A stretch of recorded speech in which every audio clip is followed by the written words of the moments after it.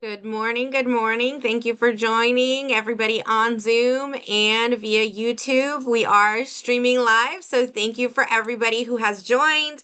We welcome and encourage you to subscribe to our YouTube channel in case you miss anything. But we are all too excited to get started on this session 4 of the art of effective management. So I will keep an eye out for everybody that's joining. And this week, on this beautiful Friday, we're touching on the function of staffing, and that function seems to be pretty controversial in my experience. I've seen a lot of managers think of it as a strictly 80-20, where 80% of it belongs to HR and the 20% remains on their side. And so I think the reality is that strategic partnership is needed, and strategic alliances help us get further faster. And in the last session, I mentioned further faster is more impactful than more. Right. So sometimes we focus on doing more things, thinking that leads to a better outcome or a stronger outcome. And the reality is that when strategy and execution are well balanced, we make an impactful difference in the workplace.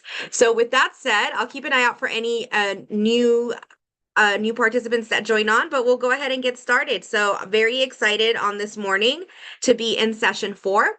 And if you've never met me before, I'm Dr. Myra Austin. And I'm always super excited to do these webinar sessions.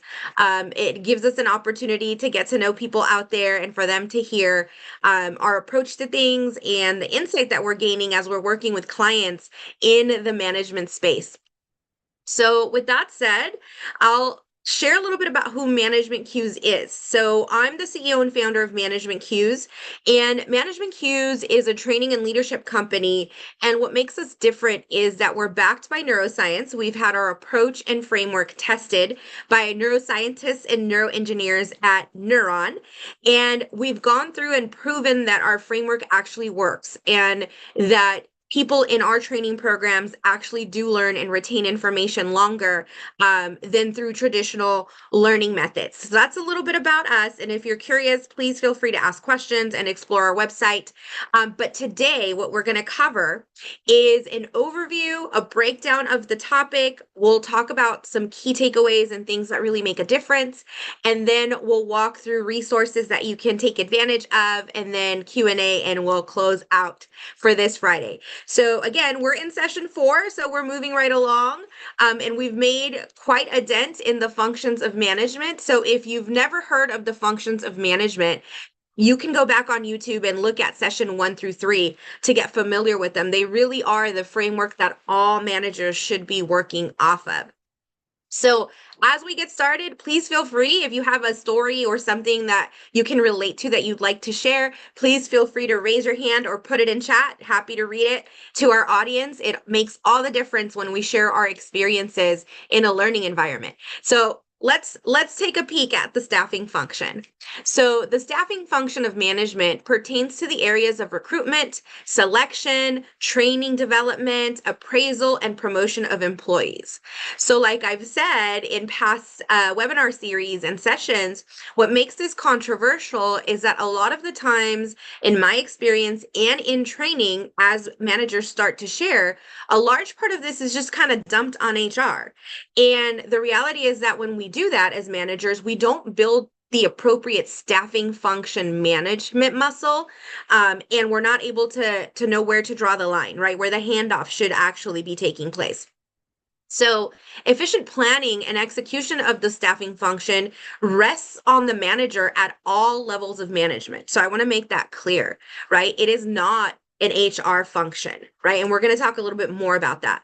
The staffing function is realized when managers know how to partner with an HR leader and what they're supposed to be doing with their people in relation to that function. So it is the duty of every manager to be involved with the successful execution of these areas. And the staffing function also includes the not so fun areas. So the not so fun areas typically in management are things like corrective action or progressive discipline, managing performance, coming up with systems and frameworks around that, retaining people, and creating incentives that work, right? These are hard people areas and they do not come natural. They need to be trained and disciplined to really render an outcome. So let's get into it. So the people component in management. So I've shared in prior webinars who kind of the father of the functions of management was, and it was Henry Fayol. And if you've never heard of him, look him up. We've got Google, we've got AI. So Henry Fayol was actually an industrialist, and he had worked in mining, and he had identified that there were people who were good for management, and those were the people who knew how to get the troops moving, knew how to get the outcomes they needed. And there were people who were just strong individual contributors. And they weren't necessarily an ideal fit for management. So I think it's important to reiterate that because managers who are effective know how to mobilize people. Right. So, one, all managers share that responsibility of human resource management. We have to be well versed. We have to know what our role is within it. We have to know how to prepare the handoff to HR and when it is appropriate. People are the organization's most critical asset. Shaping quality, service, and reputation are all part of mobilizing people in an organizational environment. So, to remain competitive, organizations have to adapt effectively to change. Typically it's a manager who's directing all of this fine song and dance, as I like to say. It's managers. You're incredibly valuable, and the right team enables success. It also enables adoption of change and allows us to achieve long-term initiatives. So all of this is true of management. So if you're wondering like why this area of the staffing function is linked so incredibly close to management and then HR, it's the legal aspect of it, right? So here are some key federal legal areas all managers must know, right? In the US more so. So equal employment opportunity, the EEO, right? So areas of race, religion, sex, national origin, right? Title IV. The ADA, disability accommodations, the ADEA, and those categories are all embedded in how we transact, how we communicate with others, how we make decisions, who we terminate, who we don't, why we terminate. And managers are always included in an aspect of those transactions and typically are at the beginning of it, right? It's at the escalation point that we see HR come in or when they start to mitigate risk. But the reality is that if a manager is well versed and is prepared under the staffing function, the mitigation is not as necessary. It becomes a flow of handling, right? Wage and hour laws also have this staffing function embedded in them. And we're talking about the FLSA, right? The Fair Labor Standards Act, handling minimum wage and wage and hour areas. FMLA, right? Our employees get sick. They're experiencing some sort of emergency, right? And we have to know how to communicate and initiate. And I think that that's the part that becomes really hard for managers when they're not trained in these legal areas. And that's where they don't see the connection between what they're supposed to do and what HR is supposed to do, right? They just assume it all goes to HR. And some leaders encourage it actually to just hand it off to HR because they're so scared that the manager is going to do the wrong thing. But here's the challenge there. The managers are the ones who are actually engaging daily. The managers are actually the one who have the insight, the behavioral patterns, and should have the documentation. So just handing it over or handing it over to HR is actually creating more risk, not less, in certain situations.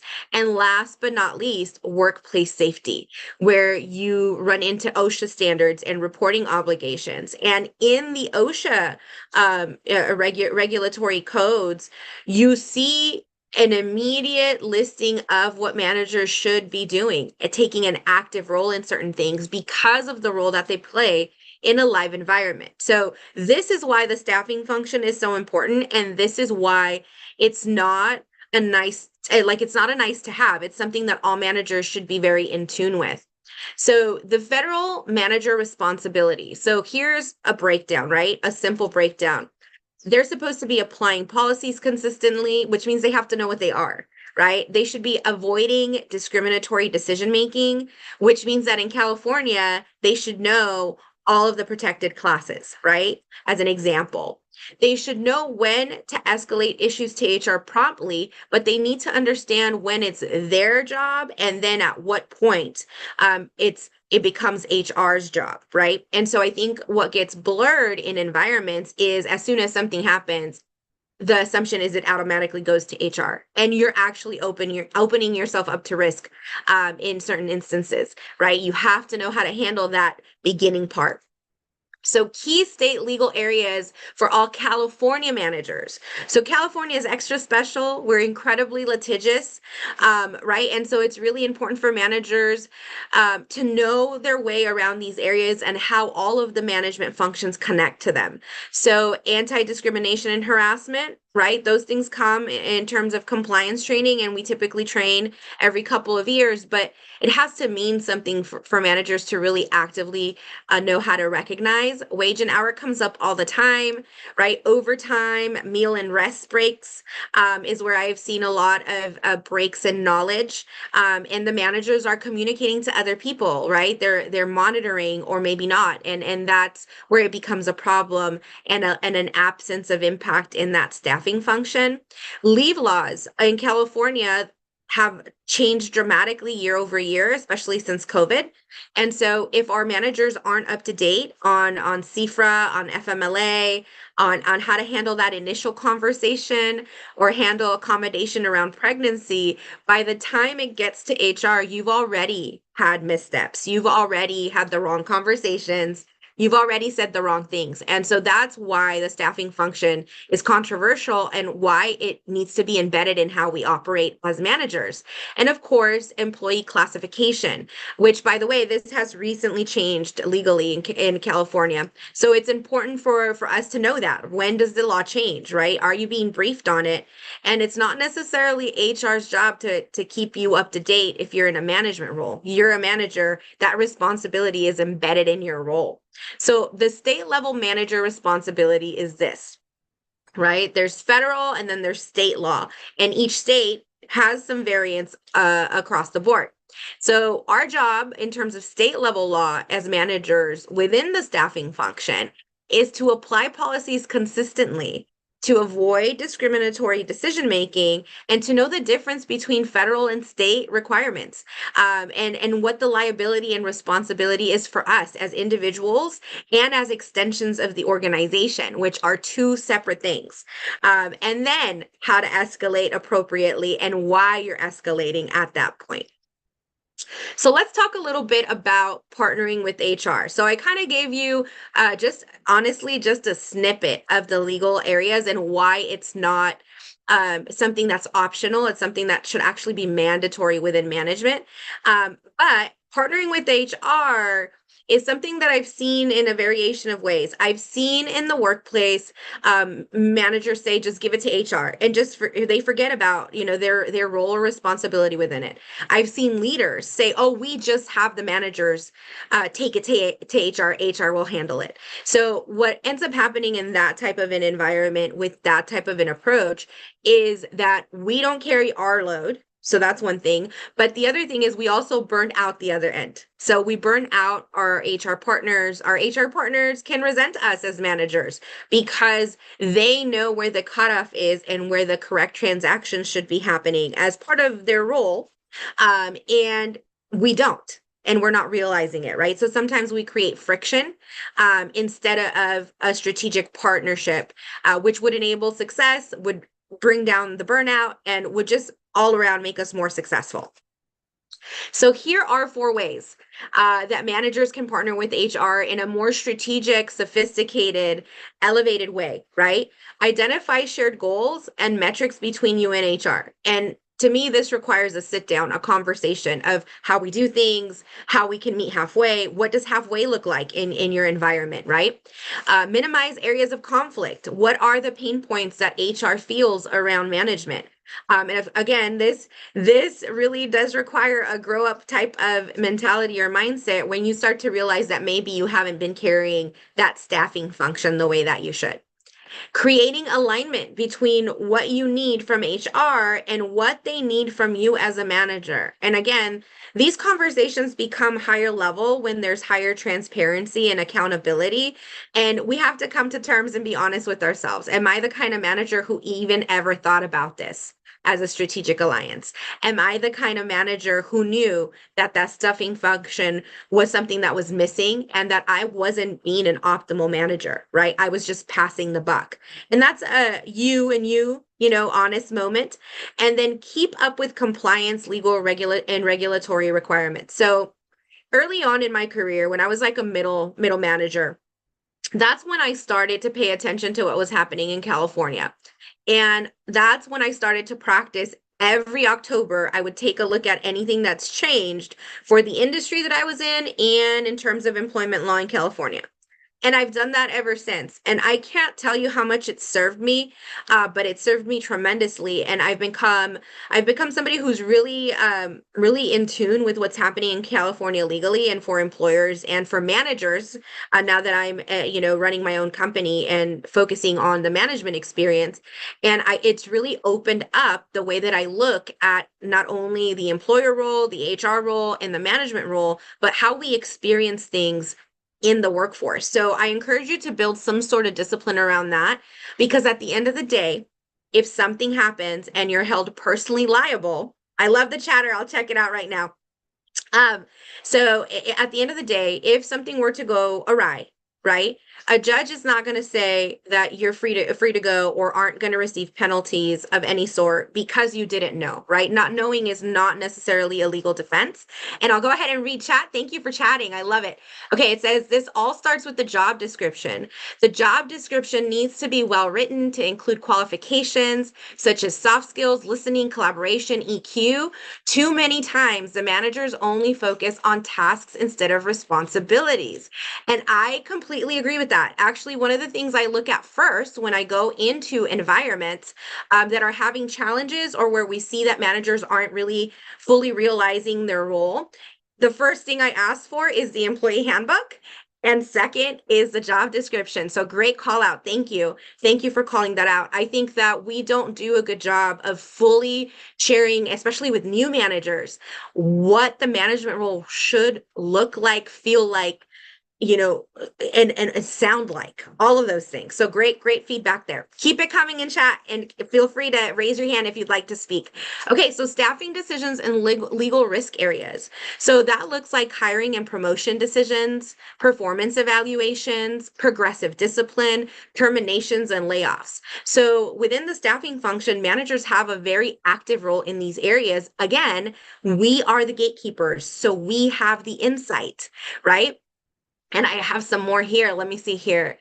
Okay, let's keep going. All right, here we go. I'll keep an eye on chatter. Please keep it coming. So, what compliance requires of you as a manager individually in a management role, right? And I think it's really important to make these distinctions. So, one, having objective criteria. So you have to learn how to come up with those objective conclusions, right? Clear documentation, consistent application. You have to practice this to get good at it.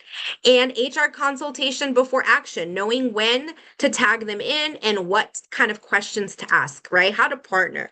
When you're a partner, you're contributing too, right? You're not being told what to do. So pay attention to those behaviors. If you feel like every time you talk to HR, they're telling you what to do, you're not necessarily partnering because you're not bringing enough knowledge and insight to the table and contributing in that way strategically, right? So think about that. So progressive discipline and performance management. So this comes up quite a bit when we're looking at the staffing functions and we're training. So I really like to focus on these areas. So here are some compliance principles for managers, right? And we're talking about managers within the management role. Discipline must be fair, consistent, and documented, right? You have to be able to justify how you're handling things and why you're handling them that way across the board. And if you make an exception, you have to be able to speak to that, right? Employees must understand expectations. Everybody needs to be clear. They should be published, communicated, and then reiterated verbally, right? That's what effective management looks like.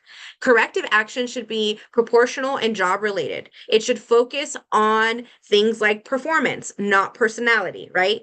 Making those distinctions is important. It helps us become more objective as managers and ultimately helps us be better leaders.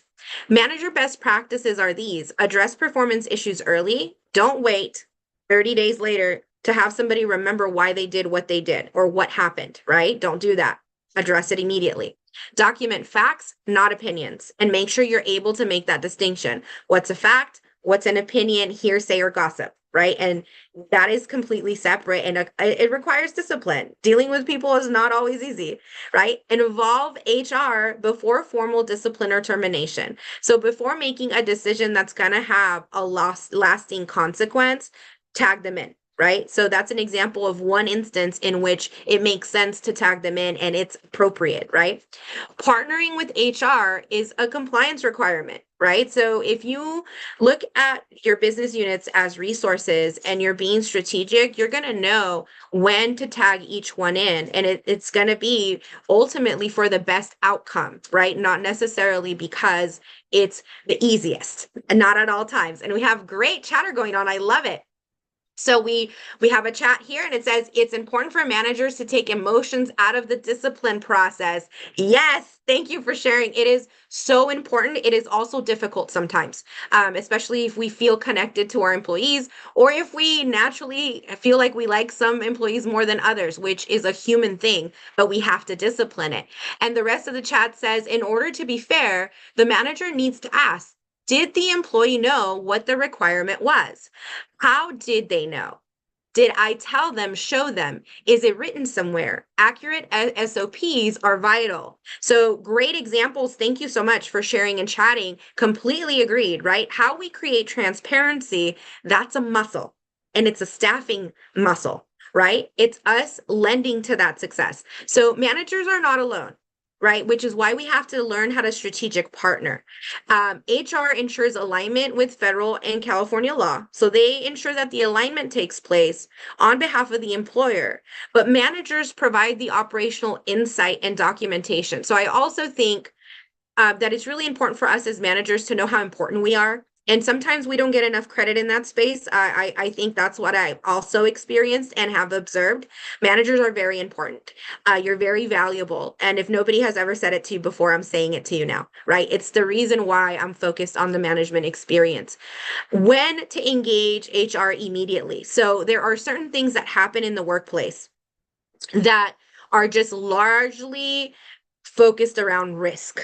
And it's not the person, it's not you, it's not the environment, it's just that it's highly litigious, right? So it's also important not to take things personal and know when it makes sense to do things. So accommodation requests is one area because it's complicated, it varies, it has to be handled very carefully. Harassment and discrimination concerns have to be addressed immediately, and there is a flow of things that need to happen when that specific type of complaint comes up or concern or observation. It obviously when things come up, sometimes they're not fully stated, but the fact that you're aware should trigger you to act, right? Leave issues, very similar to accommodation requests. There's a lot of legal detail and nuance embedded in that. And performance terminations, right? Anytime there's a termination, you really have to take a fine-tooth comb and confirm that it's going to be something that is done right, right? So manager accountability, right? So here's the come to truth moment, right? Managers are responsible for knowing the basics of compliance. That is not something the employer is responsible for necessarily, right? In some areas, the employer does have responsibility, like harassment and compliance type of training, but outside of that, it's up to you to be an effective manager and stay up to date on things. right? Applying policies consistently. You have to be aware of what the policies are. Use your employee handbooks as a tool, not just as something that's stuck away, right? For special occasions. Applying and escalating issues and making sure that transparency is happening around these things and not necessarily handling it quietly to try and make it go away. Like you have to know that transparency is important in those moments and when to tag people in, right? Intent does not override impact. So I think that is very important, right? Our intent is not necessarily what's going to make us free of liability. And so that's why documentation and process matter, right? And that's why the staffing function is so incredibly important to understand. So here are some misconceptions, and I'd love to hear in chat, since you guys are participating, I love it. I'd love to hear in chat if one of these is one of them that you've run into. So misconception number one, HR handles all staffing, managers don't need to be involved. Misconception two, managers only focus on results, not people. Misconception number three, hiring is only a staffing responsibility. And misconception four, HR ensures compliance, managers don't need to worry. And misconception five, staffing is transactional, not strategic. Right. So those are completely misconceptions that I've seen framed around management. I've seen people verbally express these things in training and when I was running organizations as a chief operations officer in my career. So if it's not black, let's see what else we have. Okay, if it's not black and white, it never happened. Absolutely, yes, right? So it's important to document. It's important to state clearly what we expect from people. It's not actually going above and beyond. It's actually doing it right, right? So I appreciate that. And we have in chat misconception number 3 and 4. Managers need to take responsibility for onboarding their new staff to the culture. I love that. So here's one thing that I do, and we all have our things that we've learned work effectively. Even though we have the HR onboarding, I have managers from every business department when they work for me create their own onboarding process and run it through me. The reason I do that is because, as shared in chat, we are gatekeepers. So if we're gatekeepers, we're in charge of kind of the dynamic, how clear people are in terms of execution moving forward once they've entered the company, right? So again, great example there of staffing function in action. Thank you for sharing. Let's dive in on what is really happening right now, right? So with these misconceptions, right? What's the reality behind these misconceptions? So misconception one is HR handles all staffing managers and, managers don't really need to be involved. Here's the reality behind that. Staffing is a shared responsibility. HR provides tools, policies, and guidance. That's the function of their role. But managers execute recruitment, selection training, and performance management in day-to-day operations. So I get it. In some environments, those areas have been taken from managers and handed over to HR.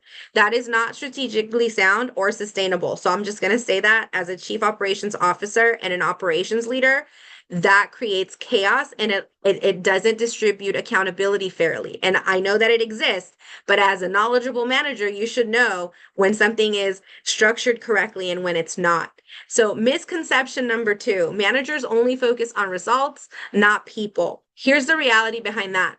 Managers influence employee engagement, retention, and development, and nobody does it quite like we do because we're there every day, in and out, right? We become therapists almost, right? And no matter what, we have a very active and very present role there. Poor staffing decisions can directly impact productivity, team morale, and organizational reputation. This is why I have such respect for managers, right? Is because they are kind of thrown into this, and this is a distinction. Misconception number 3: hiring is hiring is the only staffing responsibility. The reality there is that staffing covers an entire employee cycle, not just the beginning. Recruitment, onboarding, as was noted, so great job on that. Training, performance management, discipline, promotion, and retention. It's the entire life cycle that the manager actually operates in and takes a part in, whether it's effective or not. You're in there, right? Misconception number 4, HR ensures compliance. Managers don't need to worry about it. Oh no, the reality there is this. Managers are responsible for applying policies fairly, documenting decisions, and escalating issues to HR. Compliance is a shared accountability, not HR only, which means managers really need to know their legal environment. And it's not the responsibility of the employer. The employer is responsible for specific things like compliance training around harassment, and I think there's another requirement in California, but those things are their responsibility. Your responsibility is to be knowledgeable within your role because you're in it, and you're owning it, right? Misconception 5, staffing is transactional, not strategic. So staffing is actually incredibly strategic when you're doing it right and you're informed and you're self-aware, right? The reality is effective staffing drives competitive advantage. The right team ensures successful change, innovation, and long-term success, right? So it's incredibly strategic. So let's talk a little bit about performance management because as we mentioned, there is a cycle that managers have to be aware of, right? Not just the beginning or the end or when somebody gets in trouble. There's a lot of in between going on. Performance and progressive discipline, progressive discipline is also called corrective action, is involved. So what is progressive discipline? Progressive discipline comes up quite a bit in my engagements with clients and historically when I'm managing teams. Progressive discipline is a structured employment practice in which an employer addresses employee performance or behavioral patterns. And I always make it a note for managers to make the distinction between what's a performance issue and what's a behavior issue. They're not one and the same. They should also be handled differently, right? Through a sequence of escalating corrective actions. Typically, these actions are outlined in the employee handbook. So if it's not outlined, that's an opportunity to give a suggestion, lend some insight, because it's important to have clarity around how in an environment we want to handle things that aren't working out right, so that there's transparency, so that it's objective, so that there's a protocol, right? So progressive discipline is really interesting to me, and I've rarely seen it explained this way to managers. I see you in chat. I love it. There is no single federal statute that mandates progressive discipline for private employers, but it is considered a widely recognized best practice to avoid discrimination and wrongful termination claims. So what that means is typically if there is litigation, how you handle corrective action comes up every single time, right? Especially if it's a wrongful termination claim, for example. In California, the law is a little bit more involved, and it does define progressive discipline in various ways and legal codes. And I'm going to share some of those with you because this is another example of how staffing is not just a nice to have.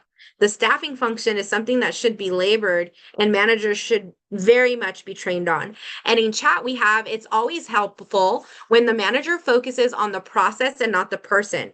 100%. It cannot be personal.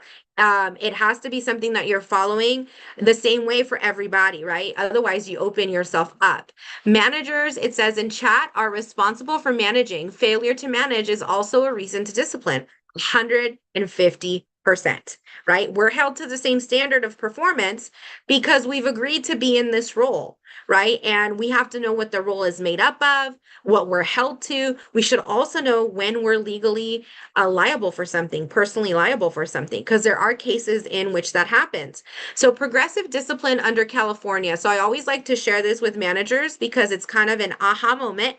It's an eye opener that progressive discipline is not just something that HR came up with, right? It's actually embedded in our legal code, and we will be held responsible for it if anything ever goes to that extent, right?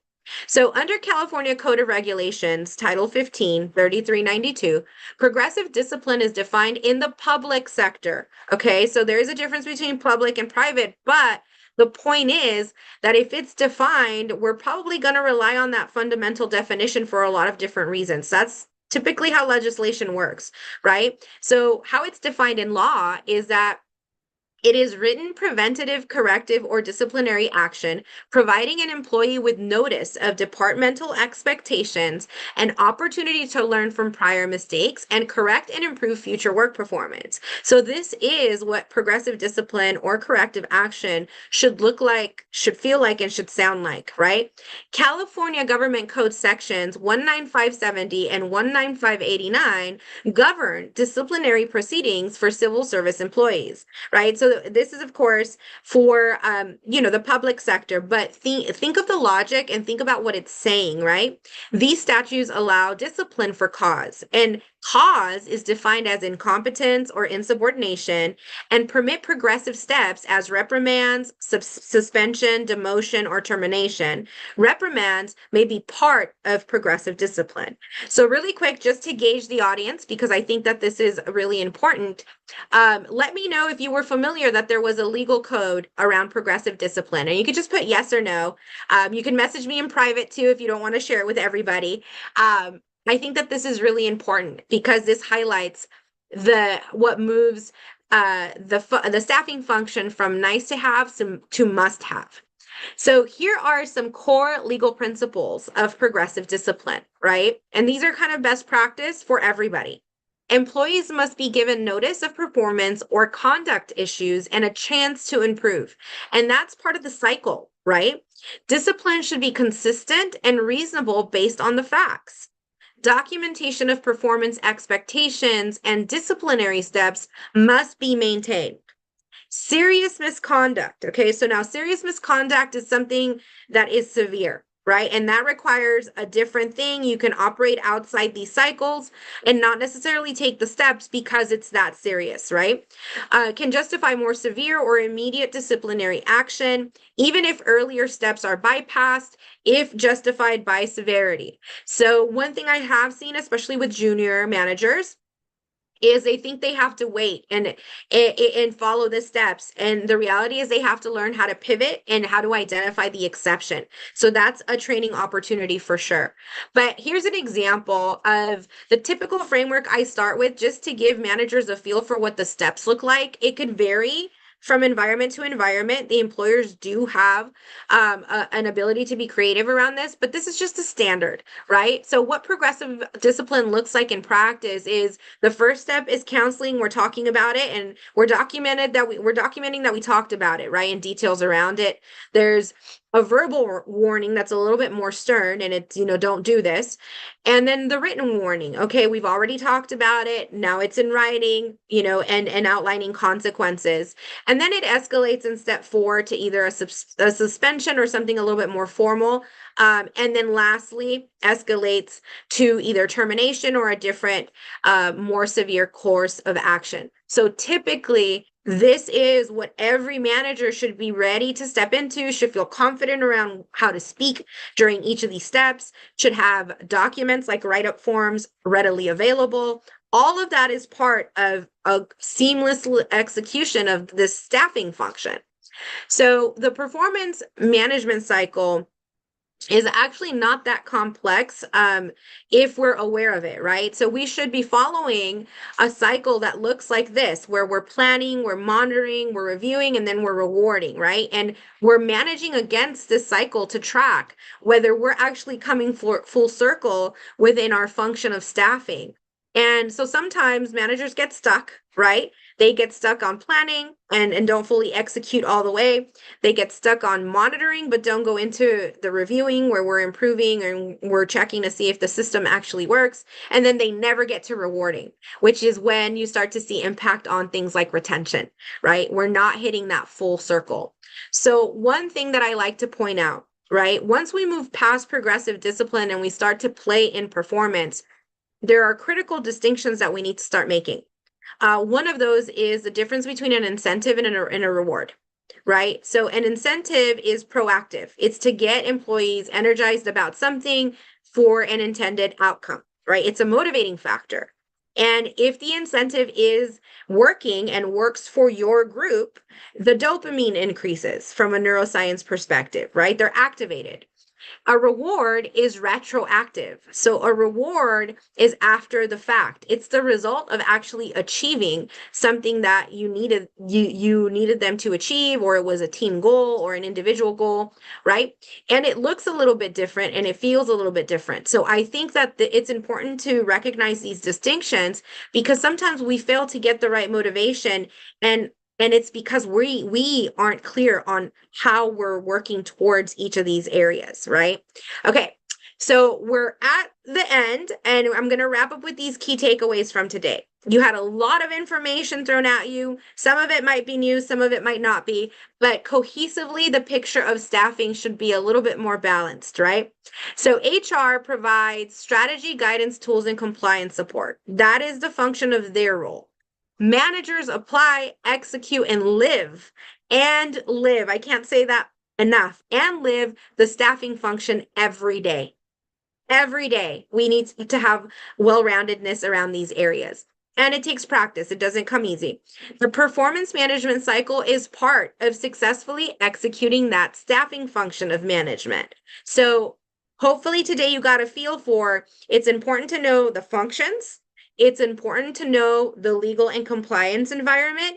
It's important to understand performance separate from progressive discipline. And once those areas are all balanced, then you actually have an effective staffing function at play.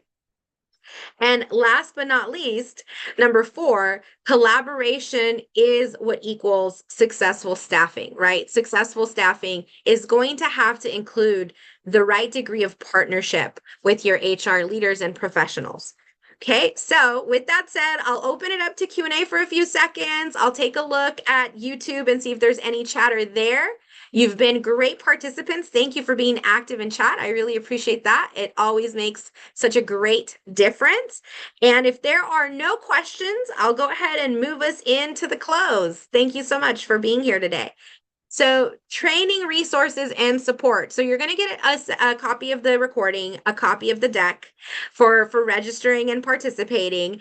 We also have training programs available online, all rooted in neuroscience and management tactics. And we have our management planner, which includes the functions of management and the functions of leadership to help managers navigate their journey. We have neuroscience studies available on our website if you want to nerd out a little bit and check out how our framework was tested and how it's proven to work.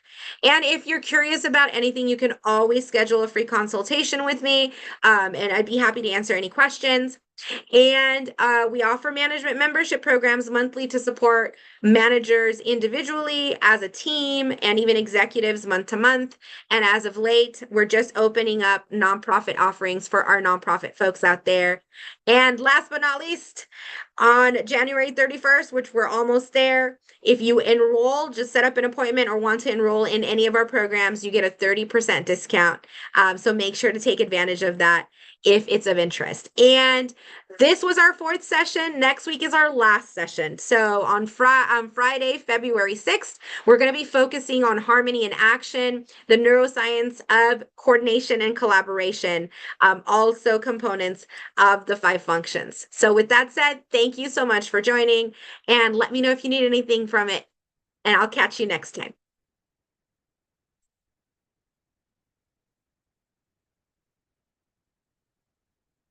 You're welcome.